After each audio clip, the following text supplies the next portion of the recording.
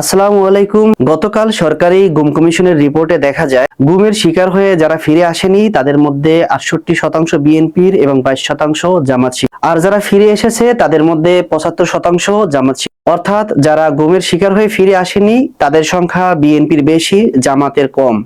আবার গুমের শিকার হয়ে ফিরে আসতে পেরেছে তাদের মধ্যে 75% হচ্ছে জামাত শিবিরের।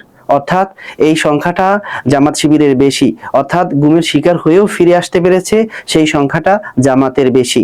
আসলে এই কম্পেয়ারের মাধ্যমে তাদের মধ্যে কোনো বৈষম্য করতে চাই না, কিন্তু গত 1.5 বছরে এমন বয়ান তৈরি করা হয়েছে যে জামাত সবচেয়ে বেশি নির্যাতিত দল, বিএনপি তাদের মতো কোনো নির্যাতিত দল নয়। এই রিপোর্ট সেই বয়ান ভেঙে দিয়েছে।